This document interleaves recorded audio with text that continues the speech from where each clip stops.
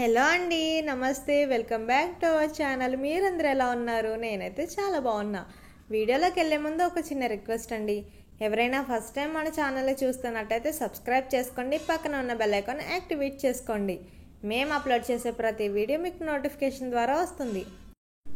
ఇవాళ మన వీడియో వచ్చేసి కోనసీమ స్పెషల్ చేపల ఇగురు. ఈ వీడియోని స్కిప్ చేయకుండా చూడండి. ఫస్ట్ టైం చేసినా కూడా చాలా టేస్టీగా వస్తుందండి.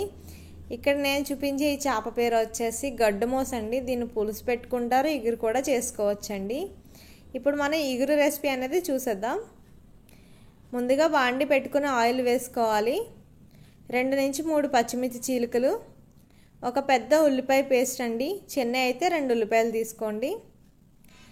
కొద్దిగా పసుపు వేసుకొని ఉల్లిపాయ పేస్ట్ అనేది బాగా మగ్గించుకోవాలండి.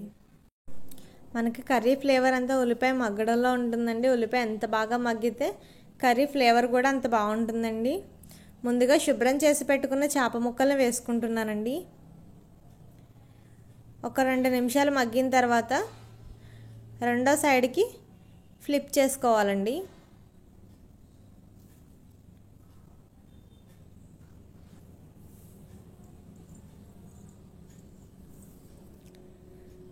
రెండో సైడ్ కూడా 1 నుంచి 2 నిమిషాల పాటు మగ్గించుకోవాలండి.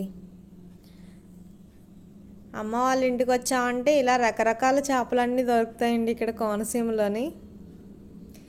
ఇలా చేప ముక్కలు 2 నిమిషాలు మగ్గిన తర్వాత మనకి స్పైసీకి తగినంత కారం వేసుకోవాలండి. నేను ఇక్కడ వాడుతున్న కారం వచ్చేసి ఇంట్లో చేసిన కారం అండి, బయట కొనే ప్యాకెట్లు కాదు. రుచికి సరిపడినంత సాల్ట్ వేసుకోవాలండి. సాల్ట్ వేసుకొని కలుపుకోవాలి. ఒకసారి బాగా కలుపుకొని 1 నిమిషం పాటు మగ్గనివ్వాలి. మనకి ఇక్కడ చేపల కూరకి గుర్తుపెట్టుకోవాల్సింది ఒకటేనండి, ఒక వెడల్పు గిన్నెలో మనం చేసుకోవాలి కర్రీ అనేది. ఎక్కువ కలుపుతూ ఉంటే పీసులు అనేవి చిదురైపోతూ ఉంటాయండి. ఎక్కువ కలపకూడదు చేపల కూరకి గరిటెలు పెట్టేసి. ఈ 2 మెయిన్ పాయింట్స్ అండి. ఇందులో వేసిన మసాలా వచ్చేసి అల్లం, వెల్లుల్లిపాయ, జీలకర్ర, ధనియాలు, ఈ 4టిని రోట్లో దంచి వేసామండి. రోట్లో దంచితే ఫ్లేవర్ ఇంకా బాగుంటుందండి. మీకు ఇంకా నచ్చితే దాల్చిన చెక్క, లవంగ మొగ్గలు కూడా వేసుకొని మిక్సీ జార్లో కూడా వేసుకోవచ్చండి, నో ప్రాబ్లం. లో ఫ్లేమ్లో పెట్టుకొని ఈ వాటర్ అంతా దగ్గరికి ఎగిరేంత వరకు ఉడికించుకోవాలండి మూత పెట్టుకొని.